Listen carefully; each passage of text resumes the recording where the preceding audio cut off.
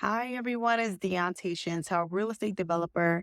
Today, we're going to hop on here for a impromptu episode of Journey to Develop Her live podcast. Okay, we're going to have a special guest. Again, this is the Journey to Develop Her podcast live edition. We have a special guest that's about to join us shortly. Let me know where you all are checking in from. All right. We're located in New Jersey, northern New Jersey, in the greater Newark area. And I'm excited to have this real estate discussion today. If you haven't done so already, make sure you go to the link in the bio. Excuse me. Go to the link in the bio to subscribe to the podcast Journey to Developer. We're about 3 years in, I believe. We started and launched this podcast in 2020. All right, during the pandemic. So we just reached our 30th anniversary and we're going to be starting things up again. All right. So this is one of our first episodes to reintroduce the podcast. We have one of my favorite people coming on here in a few moments. We're going to be talking about money, real estate, how to fund your deals. And we have our loan officer here to join us. And if you don't know what's going on, you've never seen me before, I'm Dionte Chantel, real estate developer. I got started in real estate back in 2011. So I've been doing real estate for over 12 years, literally right out of college. I got started in real estate as a real estate agent in New York City. Then I became a real estate paralegal, did that for about 5 to 6 years. And during that position, I actually learned how to wholesale real estate and learned real estate rehabs and flipping. And then I went into development shortly after that. So I went from a real estate wholesaler, to a real estate developer within like 2 years. I started that journey within 2 years. And this time last year, we started our very first ground up new construction project where we're building 5 houses in the greater Newark, New Jersey area. Okay. But before I even got started on that project, I already had a pipeline of 200 houses. So we have another 200 houses that we will be building in the great city of Kansas City, Missouri. Okay. So development is not an overnight thing. It takes a little longer to get started, but once you get started, the reward is so much better and so much greater. And right now we actually have our mentorship program that starts this weekend. So if you want to know more about that, also go to the link in the bio. Officer loan originator, Malcom Marcelle, joining us. He was actually just a part of the Zero to Developer Masterclass. Hey, how are you? Well, good. Yeah, good. So he was actually one of the speakers of the Zero to Developer Masterclass. That was about 3 weeks ago now. And he added so much value. And now we're also working together. So I wanted you all to know publicly that we're working together. He's our go-to funding partner for mortgages and also investment loans. So welcome to the podcast, Mr. Malcom Marcelle. How are you?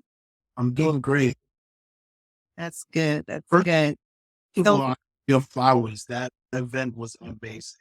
The amount of people that you brought into the room and the resources. You had some elected officials from Newark who are actually deal with development were in the room with. So this is the person who, if you have an issue with trying to get permits or anything, what's the development buying land? This is the direct gentleman who oversees the people that you're probably dealing with. He was there. You had some of the top developers, not even just Newark, but in other parts of the world there also. And it was phenomenal. I was just happy to be a part of that. I was like, holy smokes. You told me this is what you do when we first met, but to actually see it is something that's very different. And it's like, wow. I'm glad. I still can't believe you're on my team. I'm like, I'm so shocked. I'm over here kids. I'm like, yeah, we write together. We write together. You're so funny. Well, thank you for being a part of it, taking that drive from Long Island all the way over to to East Orange, New Jersey. Now, by the grace of God, the gentleman that Mr. Keith Hamilton, he was one, that's the gentleman you're speaking of. He is the real estate manager. He actually has a whole new title. I think he's like assistant deputy manager or whatever his new title is. Anyway, he was the destiny helper that actually helped me become a real estate developer in the city of Newark. And I didn't have the development experience, but he still gave me a shot. And the partner and I that I had at the time, he actually gave us more than 3 lots. Me and her separated. She walked away with like 5 lots. And I got the 3, but make a long story short, he didn't have to take a chance on me, and he did. So salute to him, kudos to him, God bless him. And we're hoping that we're going to continue that partnership with the city of Newark and the city of East Orange. Because what I was able to do was really leverage what Newark was willing to do with me. And I kind of took it around the country. Like, hey, Newark is, decided to partner with me. They made me a designated developer in the city of Newark. So you guys should give me a shot as well. And that's kind of what happened for me. So enough about me. This is not about me. This is actually about you right now. But This is this is something he talked about too. He talked about that. Well, the other guy, I think his name was Alberto. I'm not saying his whole name because I'm butchered. Alberto spoke about that. He said that when he was getting started, he got the same gentleman, Mr. Hamilton, gave him, and he said, "Listen, you mind if I use your name?" Sure enough, just using that, having the the sorry, sound. The sound went out. the partner with me, it opens up so many doors. So kudos to you to doing that same exact thing. Yeah. Alberto is amazing. He is one of the partners of Queen Latifah. And again, if y'all missed the actual event, the 02 developer masterclass, you missed a lot. Like you were able to rub elbows with like the top developers in the country. You heard me? And if you missed it, sorry, but we do have the replay. Yeah. Okay. So I want to hit to make sure it's still moving forward. We got to multitask. Yes. Yes. So we're going to talk about briefly, 'cause I know you're a busy man. We're going to talk about the current state of the real estate market right now. We're heading into fourth quarter. We're 1 month away, right, from fourth quarter, or we're approaching the end of third quarter. Every day, the real estate market, the investment, stock market, everything is changing every day. Okay. You're more of a person that would study the market. I study it too, but not as much as you do. Okay. You get the emails with the interest rates going up and down all day, every day. So can you tell us what is the current status of the real estate market as of 2:45 p.m. Eastern Standard Time? So right now, a lot of things going on. What I'll tell people is, if you don't mind, before we get started, just a quick story. I'm I'm from Queens. I'm from New York. And on my first day of school, going into high school in Queens, we used to always put our outfit out. So I went to public school, but we had uniform. So I had my fresh gray khaki Dickies, my little polo shirt. I had my Air Force Ones all white. I'm big into sneakers. And so I picked that out the day before, but when I woke up, couldn't fall asleep. Had stomach. My stomach was growling. No, really nervous and excited. So I woke up that morning and told my mom, like, hey, mom, I'm about 14, I'm 15, 16. I forget what age high school starts. And I'm speaking to her like, hey, I'm nervous. And my mom's West Indian. So she had a West Indian accent. I'm going to try it. So please don't make too much fun of it. She goes, "Mom, what?" Like, she's like, wait, what are you talking about? You're nervous. Like, she didn't understand it. So I had to convince my dad to take me to school. But we got there, like, yo, park about 2 blocks away because I don't want the first thing in high school. They remember me like, hey, who's this guy who got dropped off by his parents? So they dropped me off about 2 blocks away, and I walked there, and there's a long line. I'm just absolutely nervous. I'm scared. I don't know what's going on. And then I see one of my friends, one of my best friends, who's still my friend today, James. We're in high school now, and this guy's about 6 foot, kind of stocky. So I just go next to him, and there was a lot of people in the line upset, but they saw the height of him, and they wasn't going to bother him. And James had a deeper voice, like, yo, what's up? I go next to him, and now we're on this line. And the reason why I'm saying the story is 2 things. One, I wasn't afraid to take that first step because if I did, I wouldn't know what's high school. And then 2, once you have someone willing to help you, it makes everything simpler. So for those who wondering, you're worried about the interest rates, you're worried about real estate, like what's happening, the first thing is to get help. Get someone who's going to mentor you, take you along the path, someone who's actually going to help you. Work like that. Like James was to me, like a bigger brother, a family, a friend, someone who's going to be there to protect you. So once you get that, you have someone who's doing a live for you. Dionte doesn't have to do this. She's taking the time out her day to give you guys this information. So that's a resource right there. So if you have a question, just message her. And I can guarantee she's very friendly. This is 100% personality. She's not faking it. She wants. So when you have someone like that, just message. So the rate right now, it did fall a little bit. So the job market and the the the exact word, the economy inflation rate came back lower than what was expected from the previous year. So every year they do an estimate on what's going to happen. So we came back lower. It didn't mean that it's not high.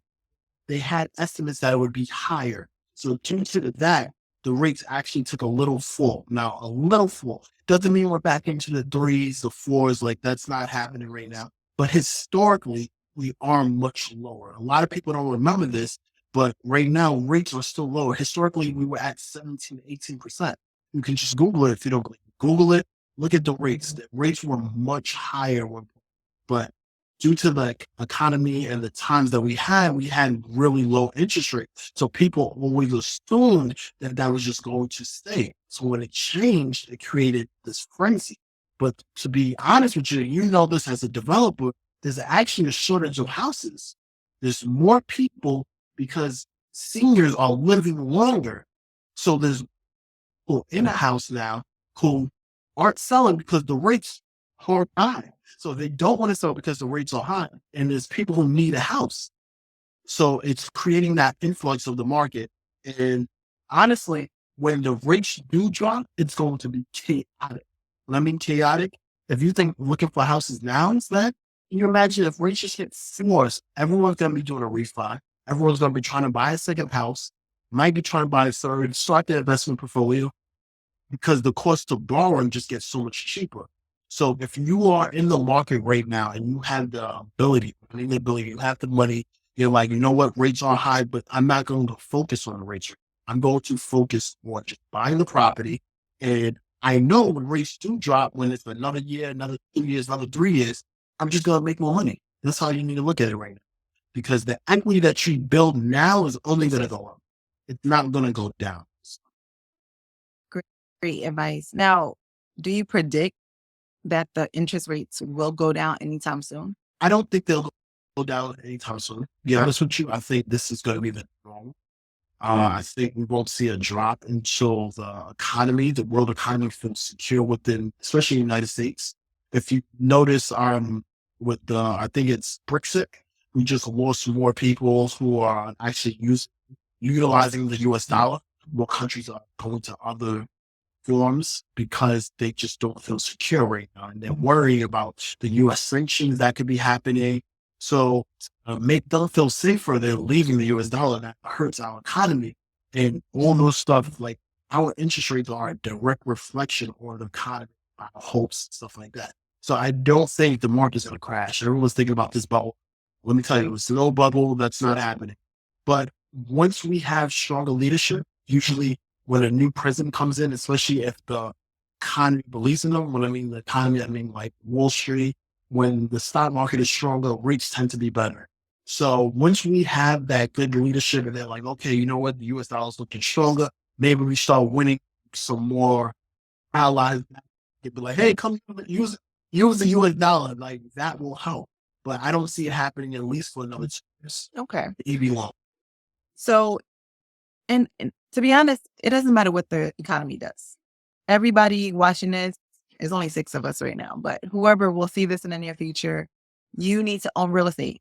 Real estate is one of the best ways to get a hedge over inflation. Okay. One thing that has never gone down is rent. Okay. So it doesn't matter if the market crashes tomorrow. You need to own real estate to start building wealth, period. Okay. Your job is not going to help you.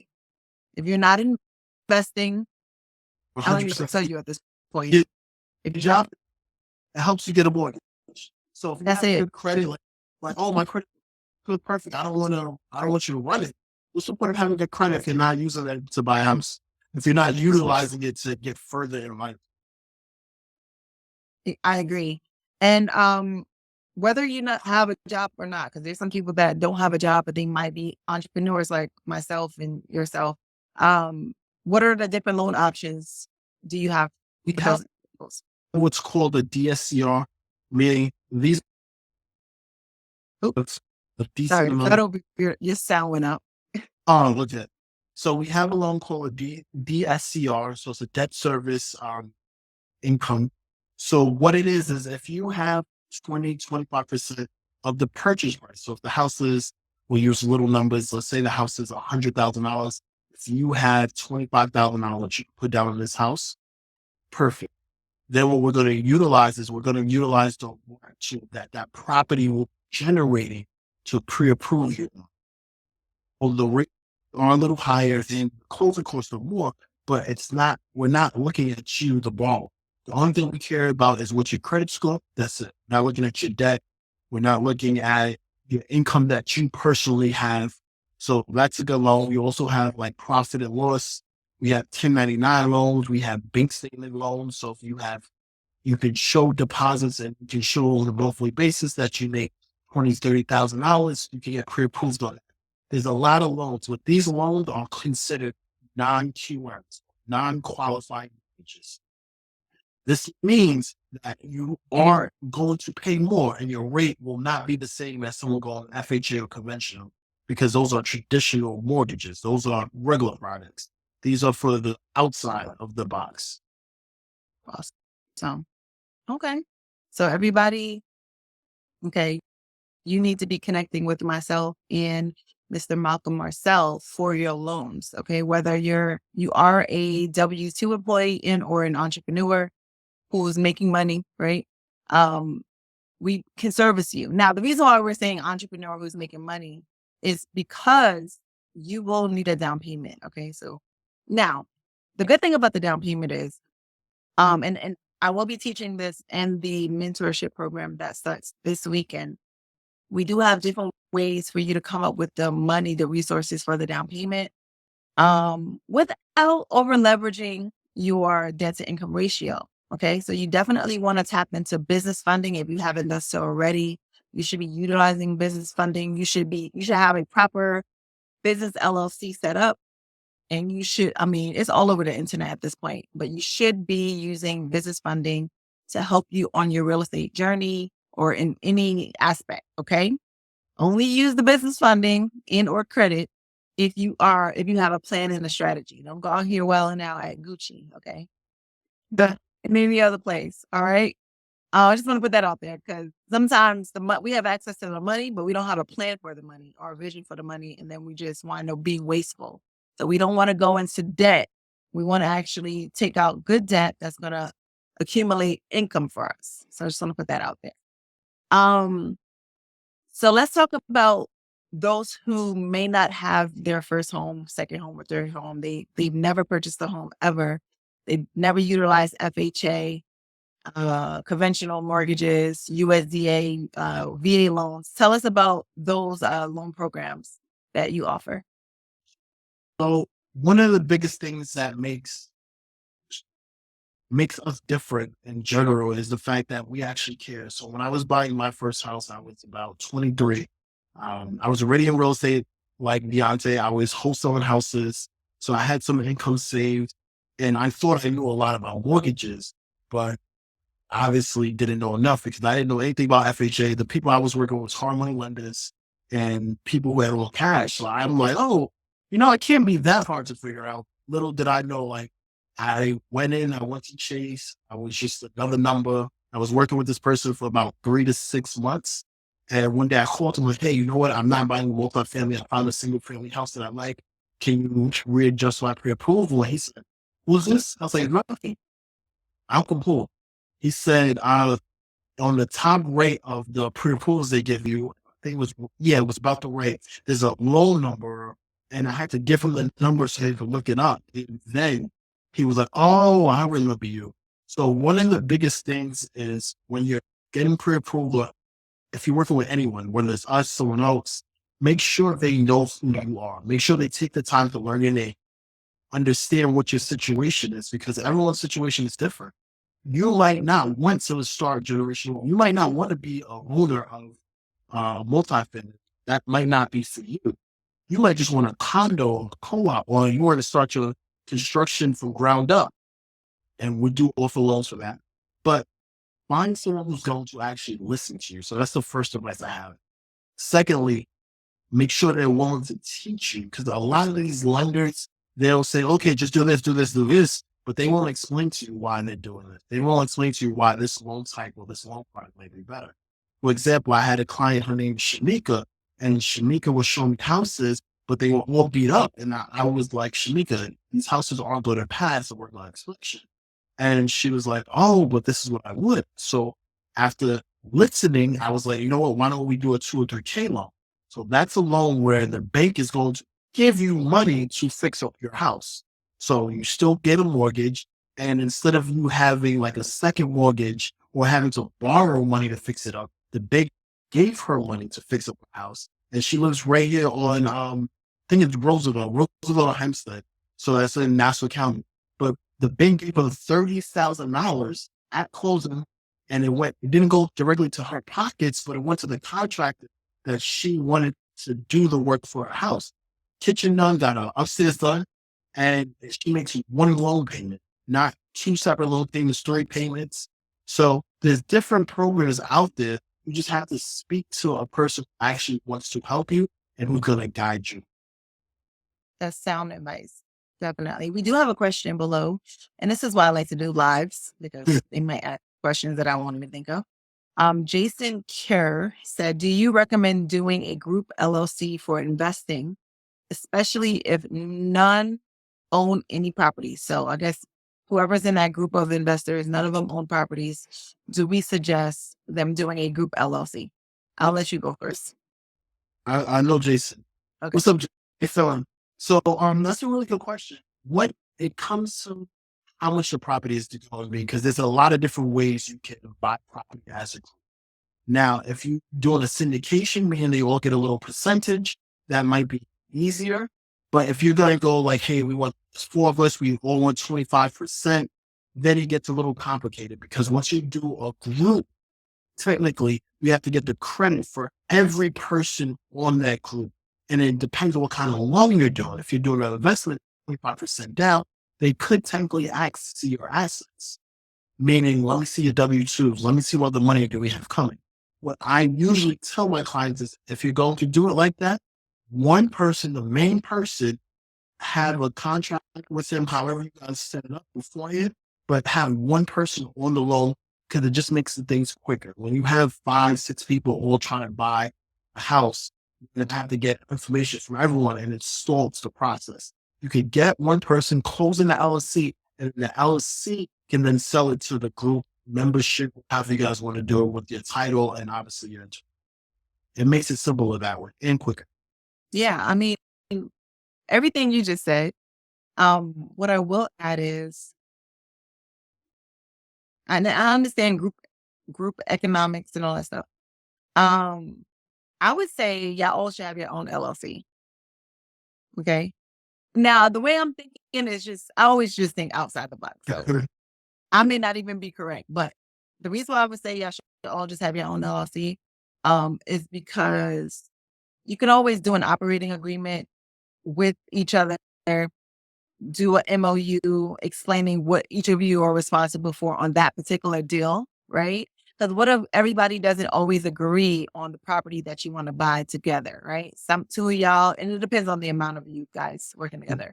Maybe 2 of you want to do Baltimore, but the other 2 want to do New Jersey, and yeah, all right. So everybody should have their own LLC. Also, you'll be able to leverage the business credit for each LLC that you all have and be able to pull out capital and just be very resourceful and innovative. So that's what I'm thinking about too. Just the access to capital is a little limited when you just have one. and just be open-minded. And then you might just have to have many different LLCs anyway. So That's a it's good idea. Think about yeah. that. The one LLC, business trust versus having 5 LLCs or 4, whatever it is. I mean, partners, they can each have it so it doesn't open up more capital. So Yeah. And then just make sure, like, because I've had a lot of partners in this business, and yes, both not ways. because I'm a problematic person. Mhm. Sometimes relationships just don't work out. So just make sure you guys, you understand what's everybody's responsibility. Everybody's coming with the same energy. Somebody's probably gonna be a little lazy, or they just, don't know or don't care. So just make sure you all get educated together. You all understand the business together. And that's key. I feel like, yeah, that part, everybody should at least take the same training so you know what's going on. Um, and just have an understanding of who's responsible for what. And those roles may change, and have patience. And, I'm going to tell you how to pray. So, you may not want to hear that. But ask God, should I even partner with these people? That's like see truthful. Feeling it. Your spirit aligns. Right. Because sometimes your partners are not the people at the same level as you. They might be people that can be beneficial to your company.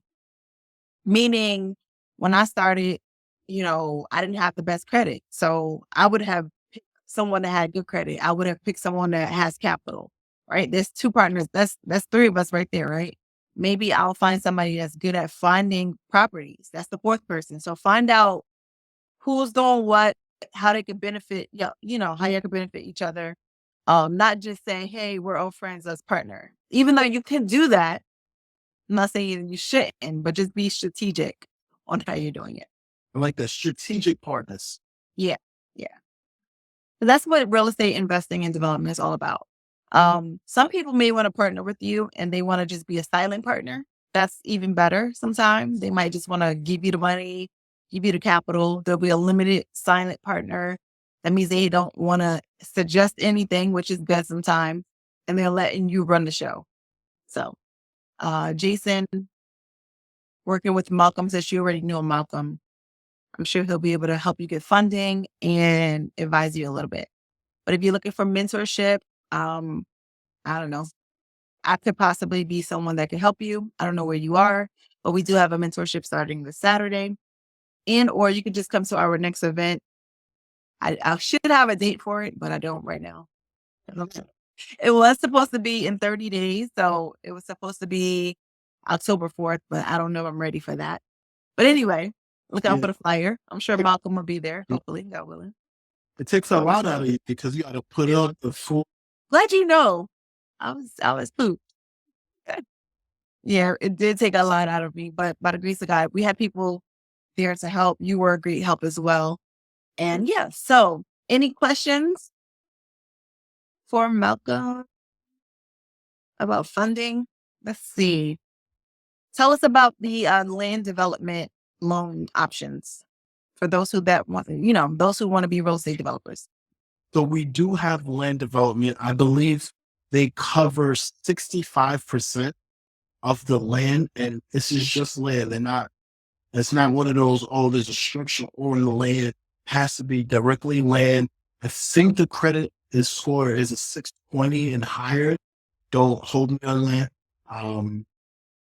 And what I like about it is they're very flexible. So they don't care if it's your first time. They're very open. It's not my bank personally. So we work with Middlebrook. That's my main bank, but we broker with other banks. It's a bank that just does land deals. Like they love land deals.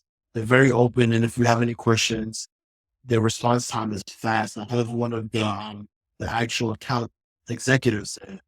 And his name begins, I think his name is Peter. And so far, any questions that I had, he gets back to me. So if you have any questions, just let us know. Now, they're like they're like the non-QM of land. That's how I look at them because they're very flexible for a lot of conditions. I'm like, okay, we can try to work with you with that. And when you do land, and you'll probably know more. Some of these lenders are very by the book. They're like, no, you need to have expertise. You need to have this. They're not like that. They're more fluid. Yeah, land development loans right now or loan programs right now is much harder. Okay. In 2020, 2021, it was a little bit easier to say, hey, I'm a new developer and get your deals funded. Now you definitely have to partner. Well, your lender might be Yeah, they the loopholes. So, look, we're gonna have to set up a call with them, okay?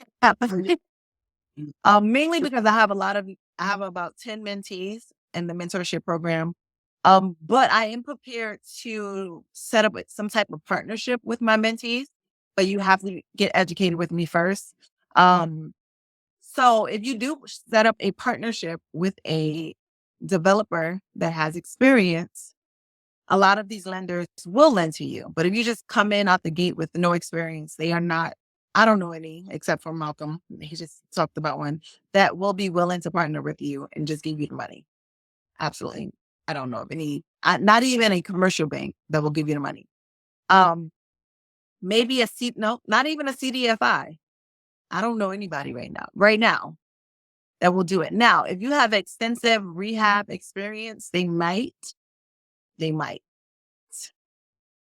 but they still may say, hey, you need to partner with a builder and or a developer.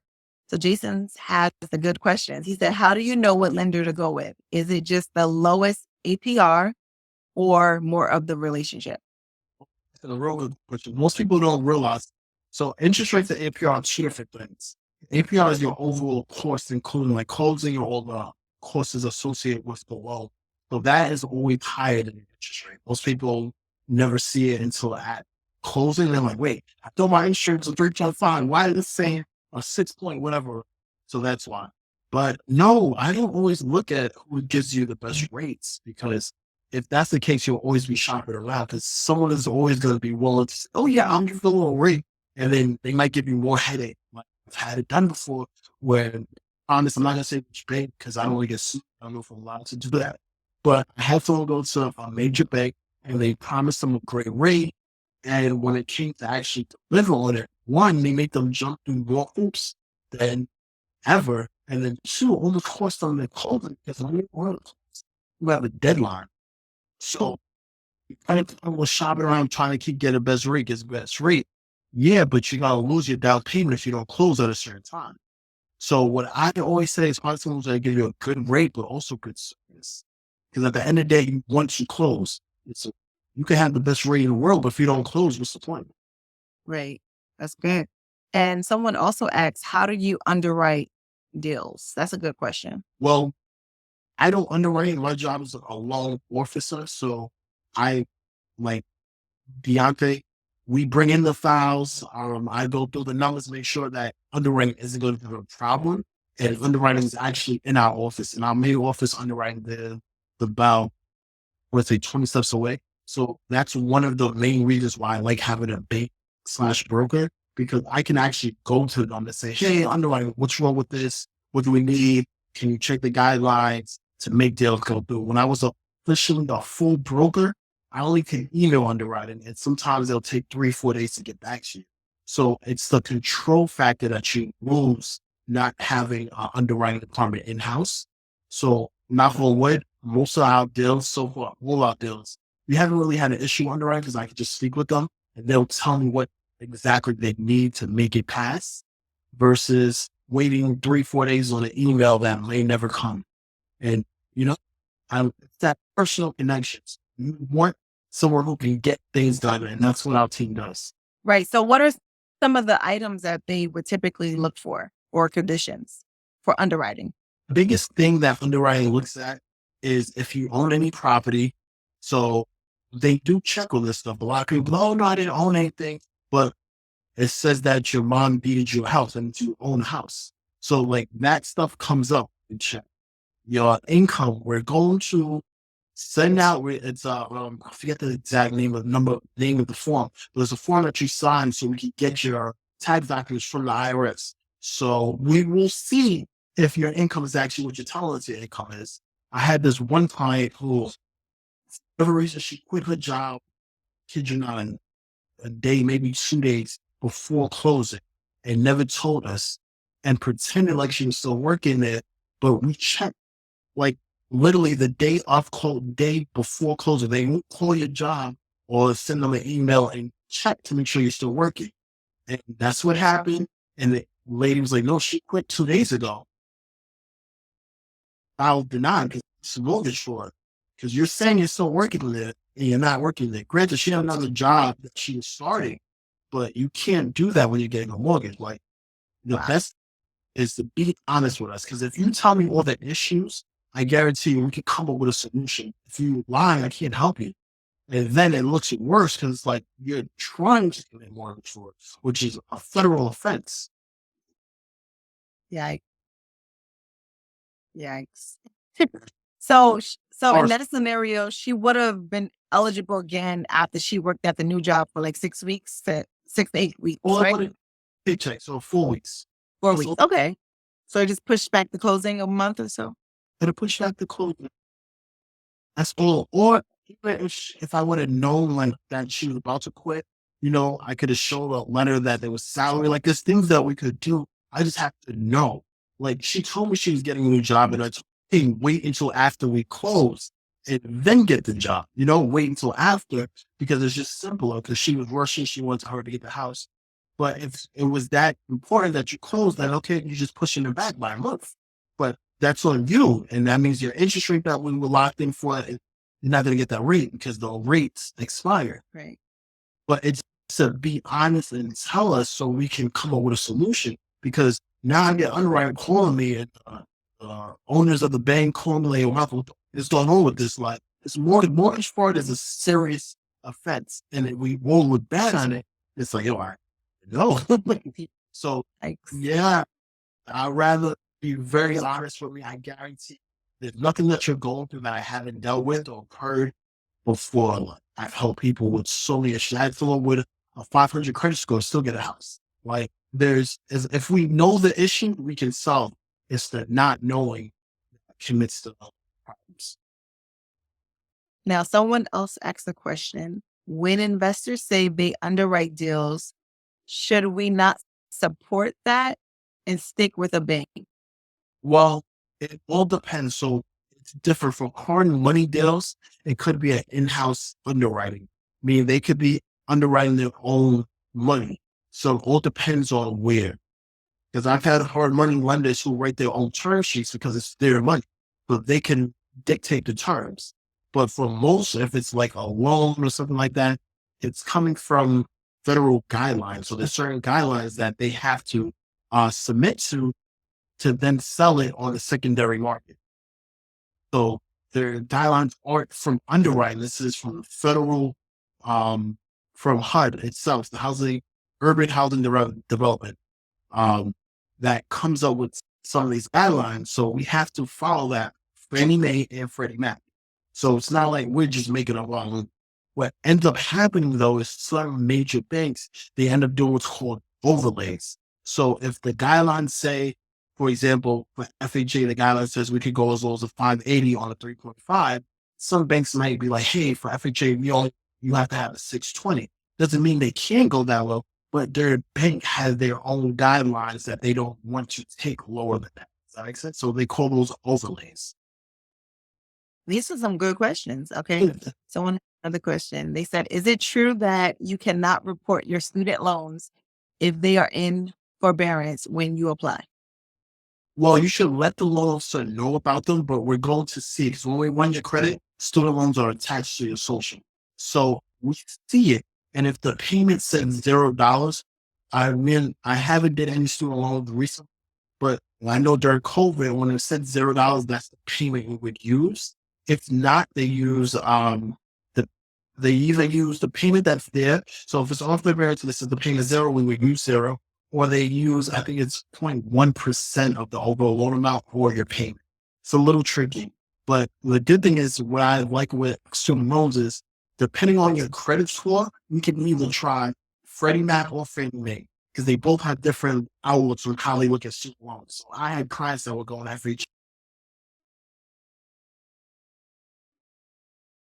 because it was just their guidelines Uh-oh. that All right. Repeat your whole statement because your sound went out. I've had clients that we switch from wait, hold on. Giselle, Oh, did you call John? You call him again so he gets us in here, please? Did you call him again? I'm charging my phone because it looks like blah. Okay. Great. So what I like about it is if your credit score is good enough where you can go conventional or FHA, you can play around to see which guidelines support the loans better. 'Cause at the end of the day, we want to get you pre-approved for what you need. So we can switch them around and see as long as it's by the book, because we're not doing the under the book. As long as it's by the book, we can switch it around from FHA to convention just to see. Or we might be like, scrap that. You have enough money, let's just go no docs and not look at you at all. So we don't care about this. So there's multiple ways to skin a cat. You just got to figure out the way. Okay. And I did have a question. I want to talk about HELOCs really quick and tapping into the equity of your home, um, refinances. Any advice for, well, not even advice. How does one pull out the equity in their home? Okay. So, funny story. During COVID, um, refinances beautiful. Rates were like at one point, I was doing rates at like 2.5. It was like, it was unheard of. And as the market started shifting, a lot of banks actually stopped doing no doc loans and they didn't even want to offer HELOCs. A lot of banks stopped wanting to offer that. Thankfully, being a broker, we still have banks that are willing to do HELOCs. It's just your credit score. So HELOCs directly reflect your credit score. If you have a certain credit score, they just won't give it to you because it's a bigger risk. Because the way a HELOC works is the first mortgage is the primary mortgage, right? HELOCs are considered a secondary mortgage. So that's second. So if you have bad credit or you show that you can't pay the first mortgage, they're not going to think that you're going to pay the second mortgage because they're asking the first mortgage. So they don't have the main rates of the house. So HELOCs, it's going to be the higher your credit, the better. I believe the lowest that I've seen done was a 680 or 700. So that's one thing. You're going to at least, they usually don't want to go below 80%. So you need to have equity in the house. So you want to have more than 80%. So 20% might not be enough. We're talking about, this is for someone with 30, 40% equity. That's really good. Maybe you bought your house right before COVID. After COVID, you saw a house prices shot up. So as long as the appraisal shows that you have the equity, we can do it. And then lastly, you have to have income to show that you can pay this off because it's another loan. So this isn't for someone who just wants to take out money and not doing it. I'm totally against it. I've told clients who I've closed before, like, hey, Marco, what HELOC? Why?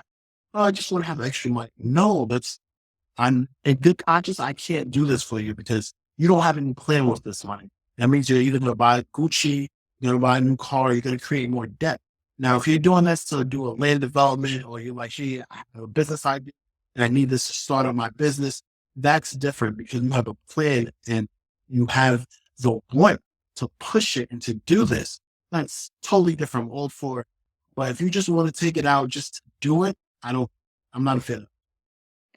And then what about the refinances? Refund. With so I guess be refinance with the refinance cash out. Okay. These are the things people want to know. So a HELOC, you do not lose your first mortgage. So for example, let's say you're paying a 3% rate now. The HELOC is going to be secondary and it's going to be a certain amount. So I believe the minimum for a HELOC that we do is 100,000, right? And you're going to pay a closing cost on that portion. So it's not the full one. So a lot of people like it because they're like, hey, I don't lose my first interest rate. The downside of it is you need to have a good credit and the rate is higher. So it's not you're not looking at a 5 or right now rates about in the 7s. You're not looking at a 7. You're looking at higher than that. So that would be off of the portion, not off your total. Now, when you do a refinance, the credit could be lower, your credit score could be lower, and we do it off the entire loan. So the money you're taking out, plus your current mortgage payment, all the fees, that whole entire thing is a refinance cash out. And the no interest rate is offered for the entire thing, versus the HELOC is offered a portion. But I had it done where I was doing a HELOC for a client, and we looked at it and it was like, you might as well just do a refinance, because a refinance is giving you a cheaper rate. And HELOCs tend to be either fixed or variable. So they do have variable interest rates with HELOCs. And HELOCs are terms. So it could be a 5-year term, 10-year term, or I believe the longest one I've seen is either 15 or 20-year terms. So I had one, and we were like, we did the numbers. It was like, it made no sense because his credit wasn't the best. So the HELOC rate was a lot more than just doing a simple refinance. And he got the money, just dealt with the high interest rate. So it all depends. These are questions that you speak with your loan officer. And if you have a really good loan officer, they'll show you the comparison. Hey, this is what you pay if you do a refi. This is what you'll pay as a HELOC. And what the client decides which is best for Well, everybody, it was 8 of us, all 6 of us right now, they better be coming to you and or them. I. If you already knew Malcolm before today, definitely go to Malcolm. But if you knew me before today, you better be coming through me. But we work together anyway. But you know, just some put that out there. You got to, Just want to put you that know, out there. But yeah, we better be your loan officers. Well, I'm gonna just send you to Malcolm anyway. But if you go to Malcolm directly, just tell him Dionte sent you. exactly. That. Like you found me for Halana, so I could do more of these. Oh man. Well, this was great. So someone that want to know, does this information vary by state? And someone else said, I'm in Jersey, first time meeting both. Okay. Okay. Yeah. So hit us up in our DMs. We got Jersey and we got Philly in the building. So I think he's from Philly or New York. I can't remember right now. Well, Malcolm, he funds deals in all 48 states. Well, I'm acting like it's on 48 states, but in 48 states throughout the country. And when it comes to investment loans, I think he does all 50 states. Or we'll say we do all 50 states, because if he doesn't have a lender for all 50 states, I do. So all 50 states for investment loans and development loans. And okay, royalty is in New York. So yes, he's in New York as well. He can assist you. You work with down payment assistance programs, right, Malcolm? Yes, so eBay is one of the down payment assistance. I will let you know that when you go through a down payment assistance, you tell people there's no such thing as free money. So once you go through these programs, they have their own hoops that have nothing to do with me. They have their own guidelines that they want you to do. They have income requirements. So you have to deal with that one by, I'll be there to guide you, but it's not like, it's not our office or we control it. So I mean, the government, that program. Biden is coming out with 2 first-time homebuy programs. I think he will announce it 2020 or 2021. So we'll see what happens. I know it just went through Senate.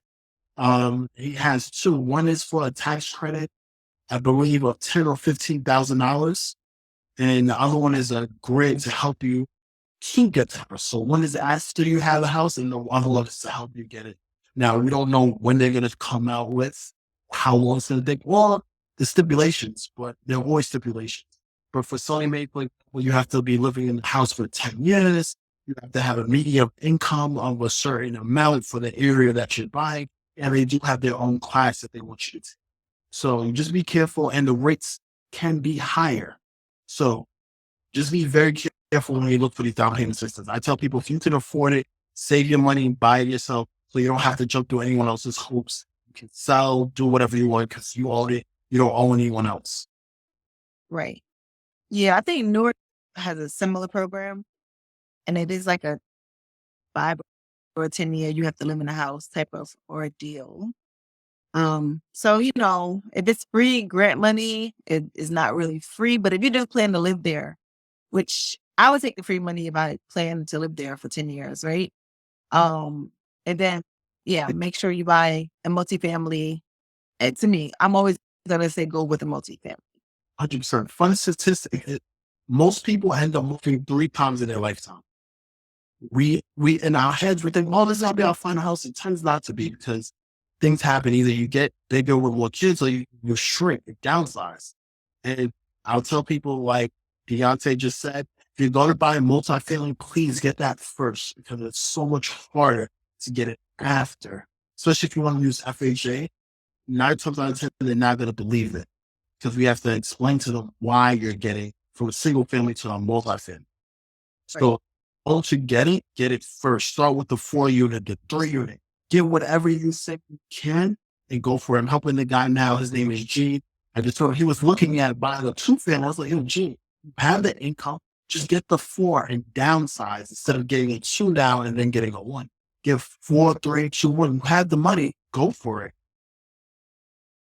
Yeah, especially if there's inventory. I know we had an inventory issue with 4 families, so let me know where the 4 families is at because I don't know where they at right now. But yeah, if there's inventory, go for it. And if you have the income, definitely I would say go for it.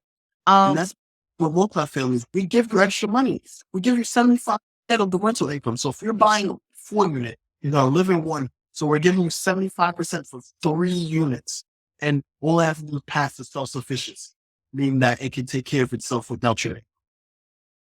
Yeah. And so, So of course, and rent just keeps going up. You know that. Rent is like, every month is like, oh, new laws going on. I'm hearing now one bedrooms in Queens are going for like a 1 bedroom apartment is going for about almost $3,000. Like, holy smokes! it's nuts. What I will say is, because the gentleman from New York, where's he at? Royalty, he's actually an investor in Detroit. Well, he started buying property in Detroit. So if you're buying single family homes in Detroit in an LLC, you're okay. It's when you go to get those FHA loans where it becomes an issue. Because you might be able to buy a single family home for $2,000 in a different state as an investor, go for it. But we're talking about if you're getting a FHA loan for your primary residence, you're going to live there, start with a multifamily if you can afford to do so. Okay. Yes. All right. Well, I'm not going to keep you, Malcolm, because I know you're busy. I got to go get my daughter from school. But this was amazing. I'm sure we'll do a part 2, maybe in like 2 weeks or so. Malcolm and I got together. I joined Meadowbrook, right? That's the name of the company. So those who know me, I would say, come to me. Let me know you want to get a loan. I'm going to definitely, give you some pointers, and then I'm going to send you off to Malcolm, or I'm going to give you a link for you to just apply. Because if I have all of the answers, you can just go apply, for your mortgage. All right. So Yeah, with that being please said, what'd you say? go to her. Said if they know you, go to her first. Let her get the documents to make my job easier. Please help me out. Yeah. So we were working on a deal together now, and I'm like, these people still didn't submit the doc. That's a whole thing. We ain't gonna talk about that one. But I was a side eye the whole chat, like, all right. Okay. Anyway, and I'm gonna be following up with some people that was working with me before that, and that other lender I was working with. So with that being said, we should have some more people coming up that are active in the investment side of things.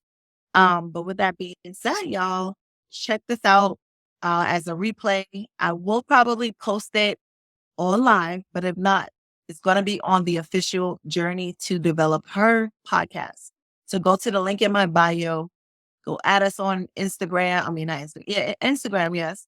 On iTunes podcast, Apple Podcasts, Google Podcasts, and YouTube. We're also on Spotify. We're pretty much on all platforms for podcasts, iHeartRadio. So go make sure you go subscribe on your favorite podcast platform. And if you're looking for mentorship on how to become a real estate developer and or investor, we start our mentorship this weekend. Okay. At the end of the mentorship, we will be doing property tours and going to a modular plant facility. This is where they build modular homes in a warehouse, and they come and deliver it on the foundation of your land. Okay. So it's going to be really dope. I don't know if I'm going to sell tickets for that separately because we already got like 12 people, and that's a lot of people for me. I don't do crowds like that. So with that being said, I would say get in the mentorship. I'm making it exclusive for the mentorship people. Malcolm might pop in the mentorship as well. I'm not sure yet. I gotta see what his schedule is like. And you also get lifetime access to the private developer community. So what that looks like is we have a private community. After the mentorship is over, which is only 4 to 5 weeks, you will get ongoing support. And this is for the low. I'm not going to tell you at a price because I don't sell on the internet like that. But go to the link in the bio. You'll be able to see how much it costs. It's really affordable. It's right now it's under 500. The next time I do it, it will not be that cheap. I promise y'all. Right, that price need to go up. Yeah, I went up to 1,000 and then I felt bad. People was like, I missed the promo. So we're back at we're giving people a scholarship. If you need the promo code for the scholarship for $500, send me the word scholarship in my excuse me. Yeah. Send me the word stuff right in my DM. Awesome.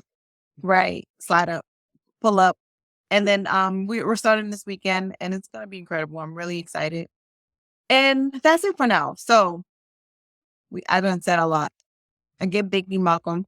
And look, Have a blessed day. What'd you say? I look forward to doing this in another week or two. Yeah.